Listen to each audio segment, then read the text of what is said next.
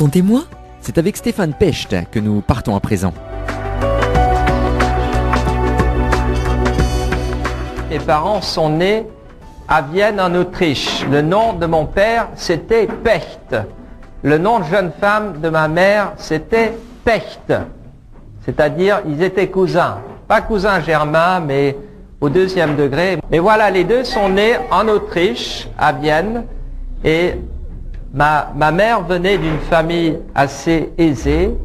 Et bien que son père a été emprisonné pendant une petite période par les nazis, une fois que les nazis ont occupé l'Autriche en 1938, sa famille a pu acheter sa liberté, un rachat si vous voulez, et ils sont venus en Angleterre, elle avec sa sœur, son frère, ses parents en 1938. Et ils se sont installés à Manchester où mon arrière-grand-père avait déjà une usine de textile. Les Juifs d'avant-guerre étaient beaucoup impliqués dans les textiles. C'était une vieille tradition juive d'être tailleur, d'être dans les schmattès. C'est tout ce qui est tissu. Et à Manchester, il y a 20 ans, mon père m'a ramené à Manchester. On est allés ensemble et il m'a montré la vallée avec toutes les usines de textiles qui maintenant ne fonctionnent plus. Mais à l'époque, avant-guerre, la majorité de ces usines appartenaient à des Juifs. Et c'est grâce à cette usine que mon grand-père, arrière-grand-père avait acheté à Manchester dans les années 30 que la famille de ma mère ait pu venir en Angleterre. Parce que vous savez, en 1938, les Juifs étaient libres de quitter l'Allemagne. Mais il n'y avait pas de pays qui les accueillait. Et l'Angleterre non plus n'accueillait pas les Juifs, seulement ceux comme la famille de ma mère qui avait beaucoup d'argent. Mon père, bien qu'il était cousin, était du côté pauvre de la famille. Il me dit son père, que j'ai jamais connu, mon grand-père, était avocat, mais à Vienne, il y avait, il paraît, des centaines ou des milliers d'avocats. Il vivait dans un petit appartement, il louait. Et son père, qui était avocat, était aussi violoniste. C'est vraiment un instrument des Juifs, le violon. Vous connaissez peut-être certains violonistes professionnels, Isaac Stern, Yitzhak Perlman, ce sont des Juifs. Et lui, mon père me dit, mon grand-père, il jouait pour l'orchestre philharmonique de Vienne. Et comme il était avocat, il jouait seulement de temps en temps quand ils avaient besoin d'un violoniste.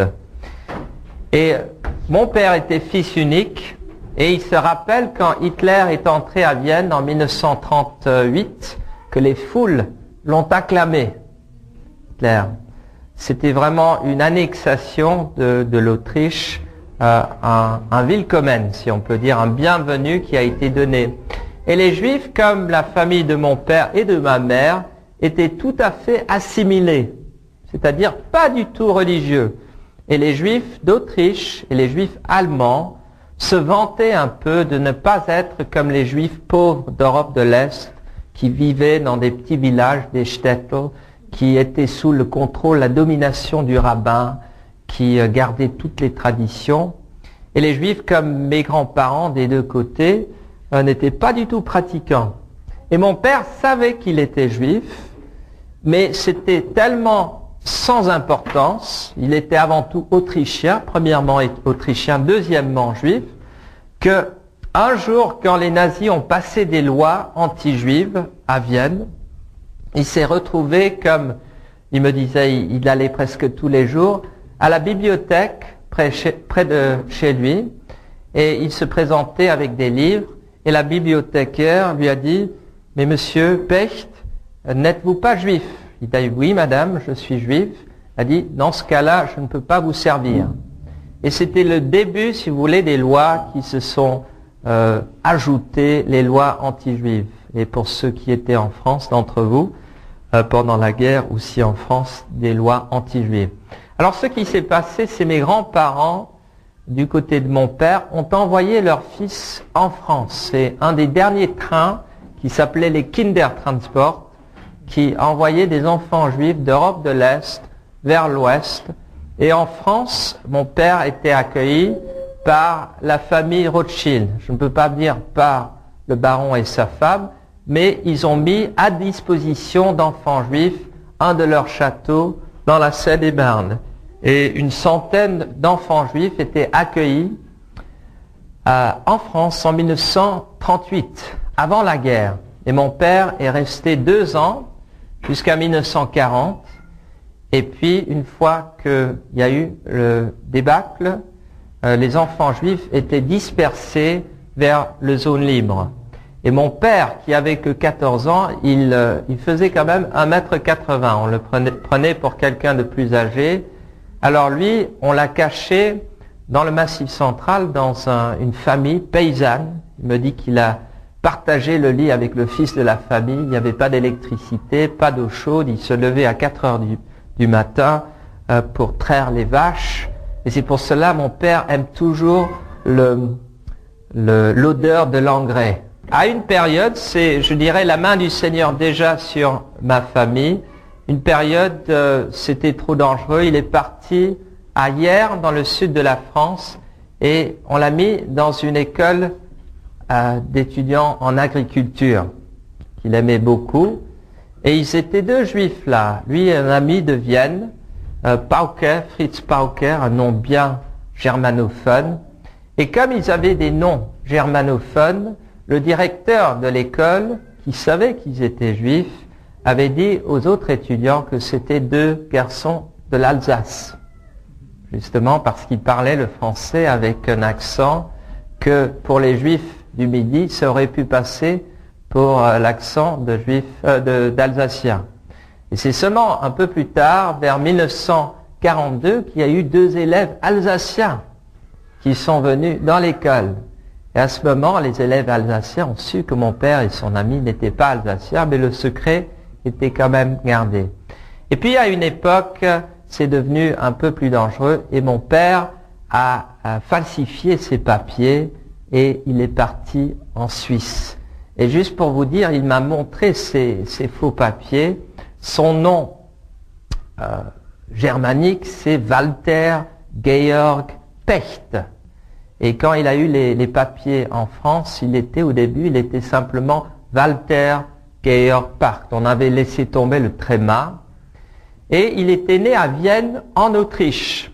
Et pour falsifier ses papiers, il a mis de l'encre sur Autriche et il a mis Isère.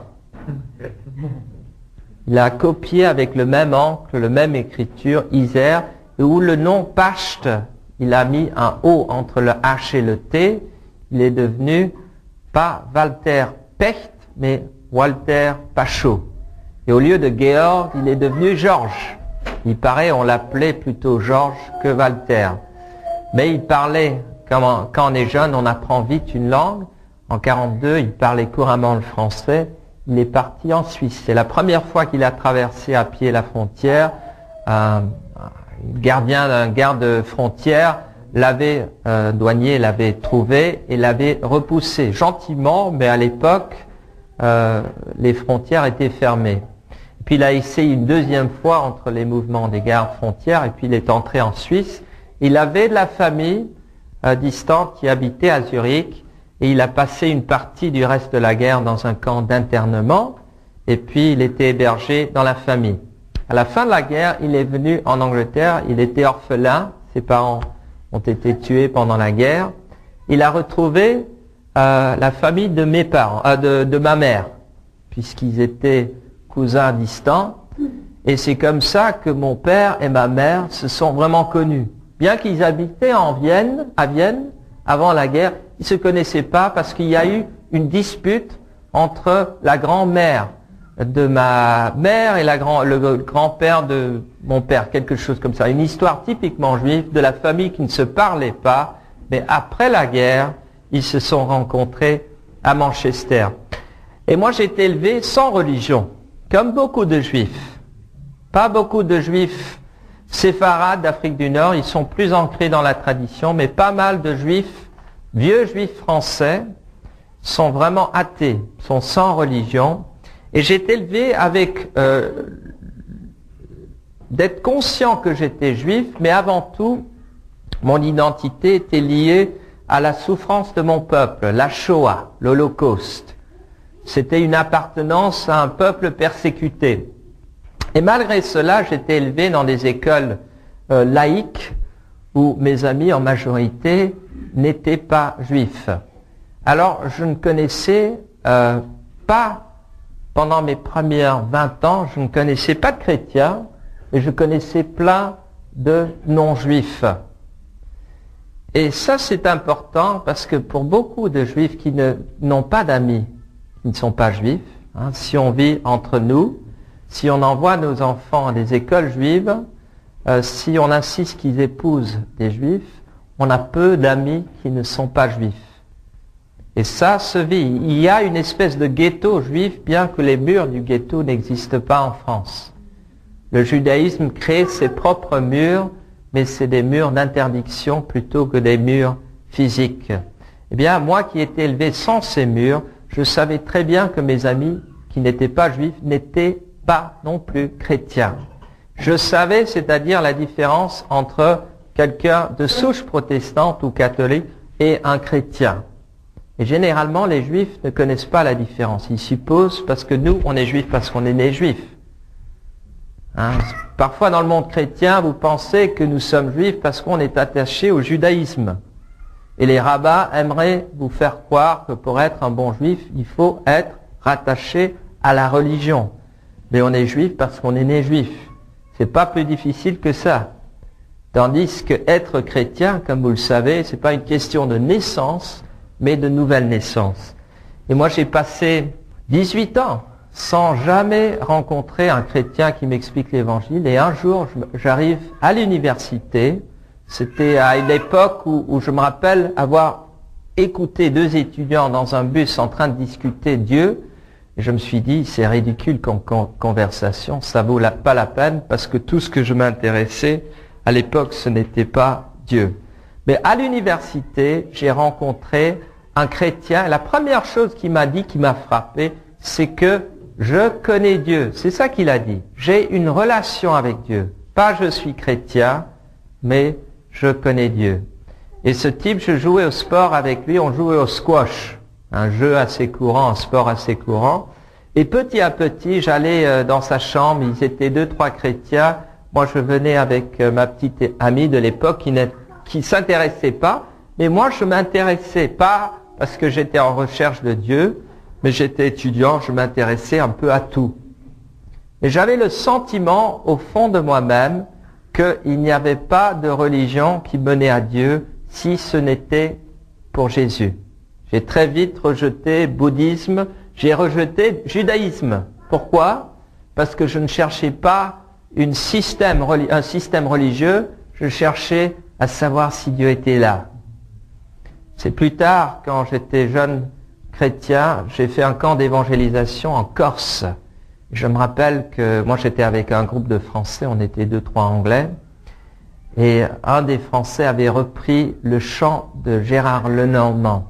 Je ne sais pas si vous connaissez le chant qu'il a chanté, « Je n'ai jamais rencontré Dieu ».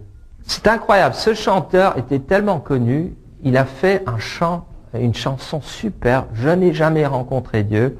Et dans cette chanson, il dit « J'ai connu les temples, j'ai connu l'amour, je sais qu'il n'y a rien de mieux, mais je n'ai jamais rencontré Dieu ». Et c'est ça que moi je cherchais en tant qu'étudiant, savoir si Dieu était là pour le connaître. Et c'est par le biais d'un chrétien dont j'ai appris 2 ans plus tard, quand je suis venu au Seigneur, que toute sa famille priait pour moi chaque jour. Lui, il me parlait de ce qui s'était passé dans sa vie et il m'expliquait l'évangile. Je vais vous dire, les Juifs ne connaissent pas l'évangile. Pourquoi les Juifs ne croient pas en Jésus? Alors, vous lisez 2 Corinthiens chapitre 3, chaque fois que l'Ancienne Alliance est lue, il y a une voile. Mais qu'est-ce que cette même verset dit? Cette voile disparaît par la prédication de la croix de Jésus-Christ.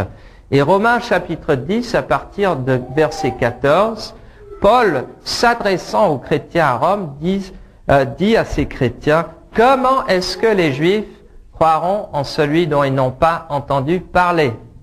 Et comment est-ce qu'ils entendront parler s'il n'y a personne qui leur est envoyé? Il n'y a pas de prédicateur. Comment y aura-t-il des prédicateurs s'il n'y a personne qui est envoyé?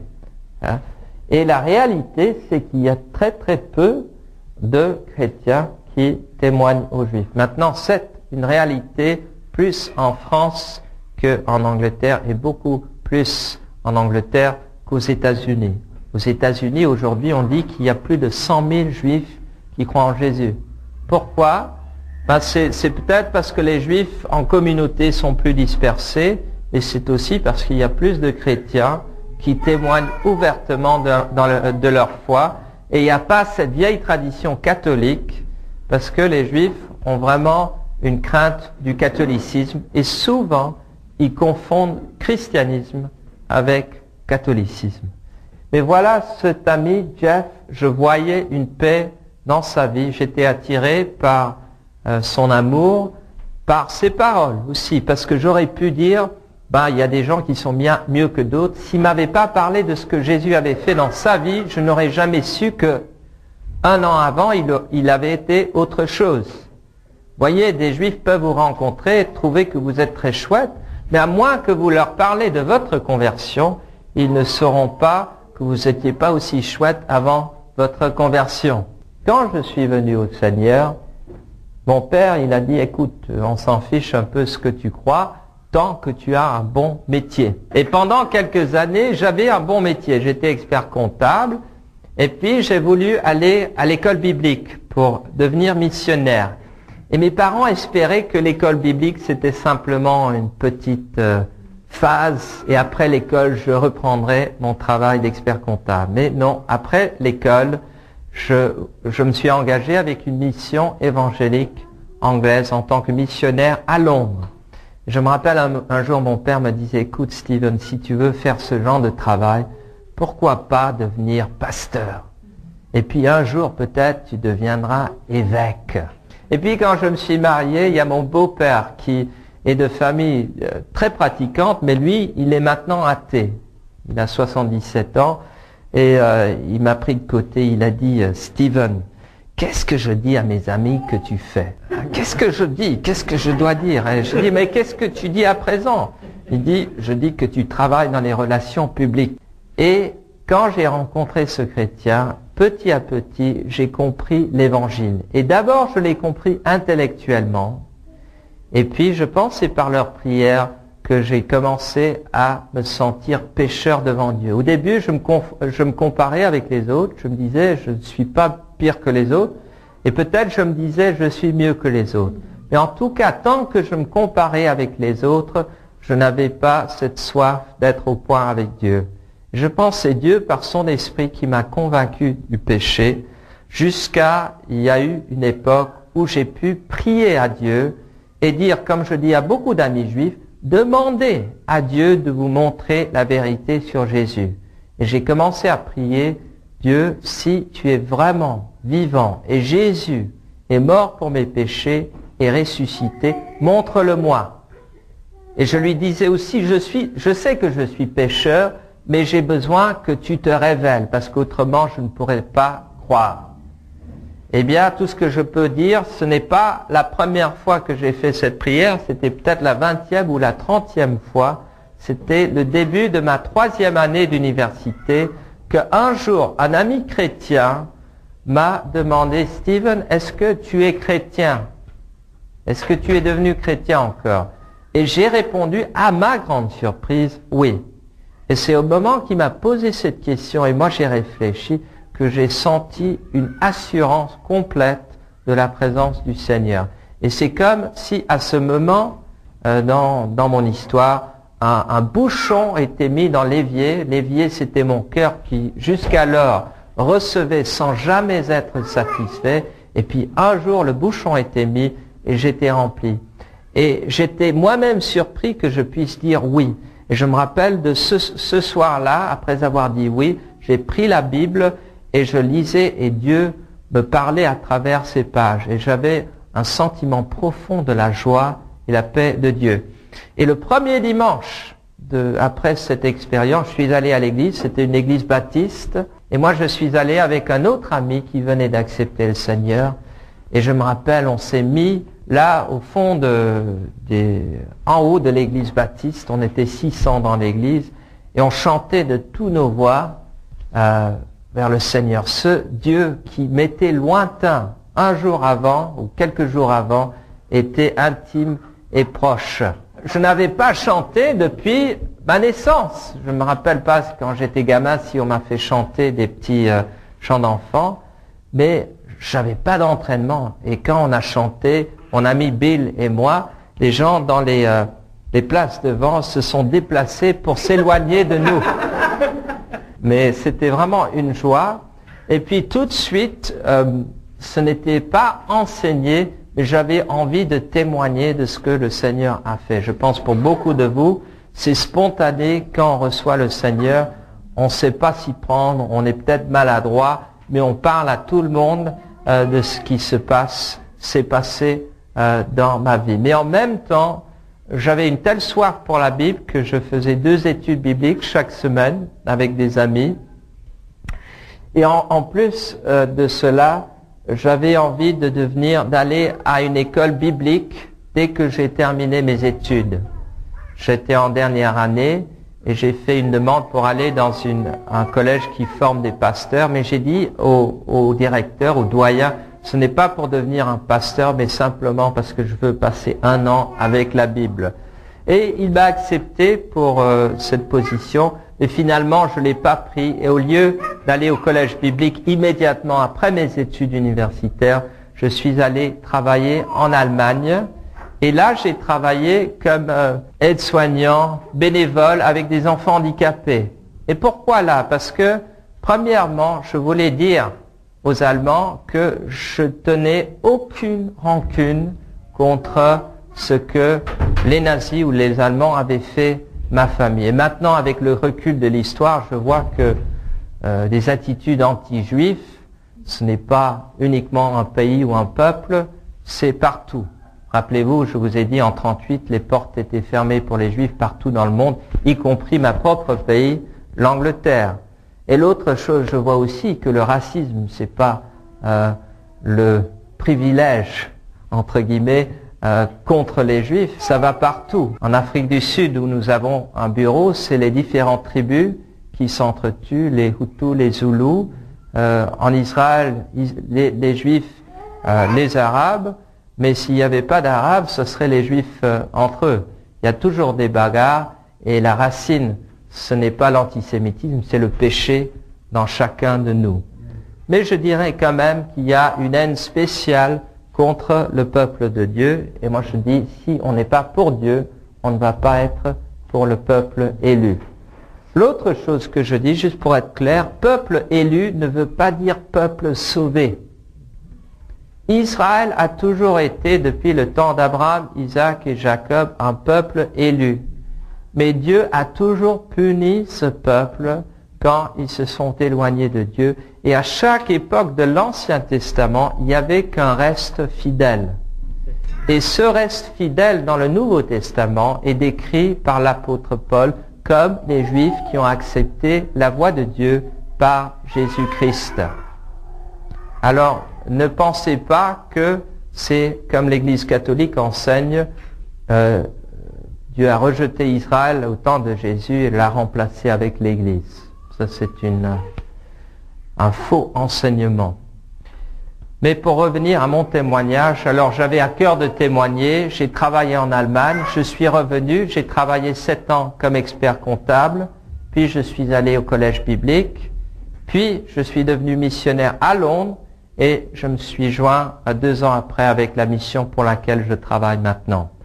Alors je dirais que dans ma vie professionnelle, ça fait 20 ans que j'ai 40 ans, j'ai arrêté les études à 21 ans, j'ai passé 10 ans dans la comptabilité, maintenant 10 ans comme missionnaire. Et ma femme Déborah, elle vient d'une famille juive plus traditionnelle.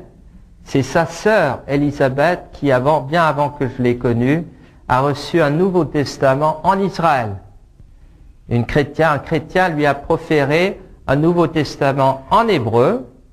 Elle l'a lu et c'est en lisant qu'elle était devenue convaincue que Jésus était le Sauveur. Un peu comme Aïcha en Kabylie. Kabylie a reçu une Bible et l'a lue. Alors Élisabeth, c'était Nouveau Testament en hébreu. Elle était étudiante à l'université de Jérusalem. Et ensuite, elle a rencontré un chrétien qui est devenu son mari. Et maintenant, ils habitent aux États-Unis. Et ma femme, Déborah, c'est grâce à sa sœur aînée, Élisabeth, qu'elle est venue au Seigneur. Alors souvent, on me demande, alors quelle était la réaction de ma famille? Bon, je vous ai raconté, de sa famille. Alors sa famille, déjà ses parents étaient divorcés. Son père avait épousé une dame juive qui est scientiste chrétienne. Il y a plein de juifs dans les sectes. Hein. Pourquoi? Parce qu'ils cherchent, ils ont soif et on leur dit, les rabbins, c'est pas Jésus. Ils vont chercher n'importe où d'autre. Et souvent, Jésus, c'est le dernier. Alors la belle-mère de ma femme est juive, mais dans une secte qui s'appelle les scientistes chrétiennes. Et mon beau-père, maintenant, il est devenu athée. Mais Élisabeth, quand elle est venue au Seigneur, sa mère était tellement choquée, elle a piqué des crises, elle littéralement tirait ses cheveux, mais qu'est-ce que tu m'as fait, tu nous as trahis, etc. Mais maintenant, 15 ans plus tard, sa mère a accepté le Seigneur. Alors, souvent je dis, les réactions juives au début peuvent être très fortes. Ça peut être la même réaction quand vous témoignez de Jésus avec un juif. Au début, il peut avoir une réaction vive, mais il ne faut jamais s'arrêter là. Il faut continuer de témoigner. Et avec Déborah et sa sœur, ils ont témoigné à leur mère. Bon, elle n'est pas solide dans sa foi, mais elle a accepté le Seigneur. Et son père, maintenant, est beaucoup plus ouvert que le mien. Et mon père, n'oubliez pas, vient d'une famille qui n'était pas du tout religieuse, tandis que le père de Déborah, son père était boucher cachère, hein, c'est-à-dire il était vraiment enraciné dans les traditions. Et quand le grand-père à Déborah est venu à Londres de la Pologne, il parlait que le yiddish. Et mon beau-père a été élevé à la maison en parlant du yiddish. Une langue que moi je ne connais pas. Mais un jour, je lui ai présenté un juif messianique, un vieillard, qui parlait yiddish. Et c'était comme si pour la première fois, il y avait quelqu'un qui lui témoignait dans sa propre langue et il écoutait ses paroles. Beaucoup du rejet des juifs face à l'évangile, c'est parce que la culture du christianisme semble tellement éloignée de la culture juive. Et un des objectifs de notre mission, c'est de remettre la culture juive dans la foi chrétienne afin de pouvoir témoigner à notre peuple. Mais en fait, la culture juive, avant tout, ce n'est pas les symboles extérieurs, mais simplement qui nous sommes. Nous exprimons notre judaïcité pas en mettant une kippa ou un talit, mais juste simplement parce que quand on est entre juifs, on se retrouve entre nous. Quand, je suppose, des Alsaciens sont entre eux, ensemble, ils se retrouvent entre eux. Il y a quelque chose qui rapproche des gens qui n'ont rien à voir avec les habits qu'on porte à l'extérieur, mais simplement une expression qui vient de l'intérieur. Et notre désir dans notre mission, c'est de voir des Juifs qui viennent au Seigneur et puis ont l'envie de témoigner avec leurs amis juifs, chrétiens vers d'autres Juifs.